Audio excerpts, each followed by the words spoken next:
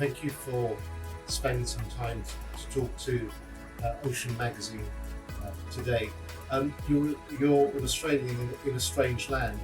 How long have you been in this strange land? Well, I think yachting is a strange land in itself. I've been in the strange land of Europe for about 16 years, and on a yachting adventure for, say, 13 years. And did you come up here for a summer holiday and stay, or did you always want to be a captain? Yeah, essentially the holiday, and I stayed. I was travelling the world, doing ski seasons, essentially, to pay my way around. So I found myself in Europe in the beautiful Alps, and then needed a way to fund my summers and the rest of the adventure. So I fell into yachting. Actually, literally hitchhiked from Val d'Isere to Antibes on the advice of a friend, and found some day work and went from there. Yeah, this is a Sunseeker 131, 40 metre, 2018, so fairly new boat. Principally a charter boat? She's up for charter. The last few seasons have been waylaid a little bit by COVID, etc. So we haven't done many commercial charters the last 2 years. But how's COVID? It's a standard question, but it's a question that does need to be asked. How have you and your crew sort of coped with COVID? The logistics have been interesting. A lot of, well, she was built in the UK. A lot of the warranty work had to be done through UK companies who were basically unable to travel for the last year and a half, which made things just a little more strenuous than they needed to be. In terms of moving the boat around, I think with a little bit of forward planning and help from local agents and stuff, actually getting between countries within Europe was relatively straightforward. Maybe a few more hoops to jump through, some red tape, but we got everything. We managed to visit everywhere the boss and the guests would like to wanted to see. So some forward planning is still possible. Going back a little bit back to your career, I mean, you've been a seasonaire, if you will, on the slopes. You've come down from Val d'Isere, you find a summer gig on a boat.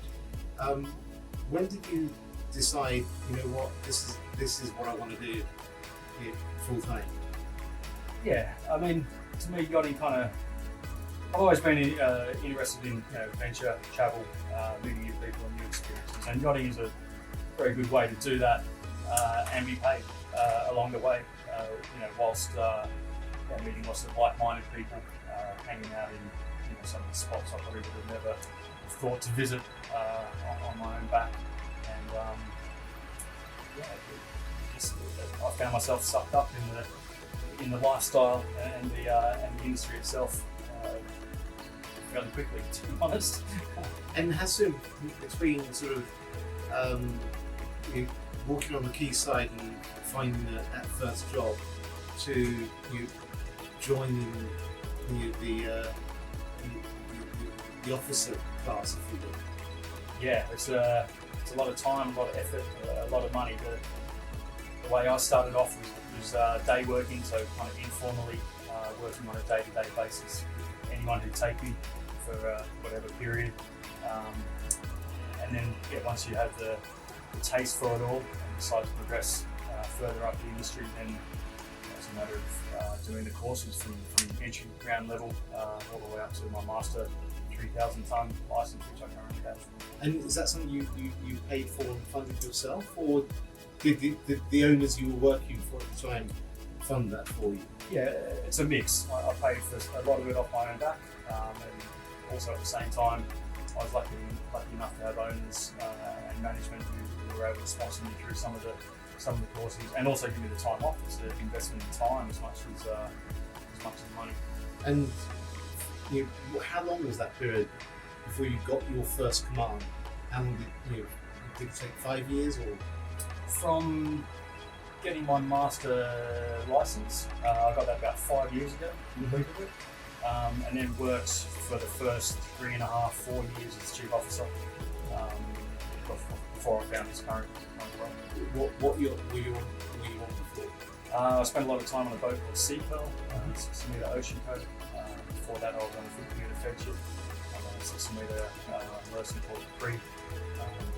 I have quite long seaboard. Yeah, I think there's two sides of the industry. There's the glitz and the fun and the excellent lifestyle. But behind all that, there's a lot of hard work. There's the long hours. There's being away from friends and family and home for extended periods, being away from land for extended periods, dealing with different countries, different ways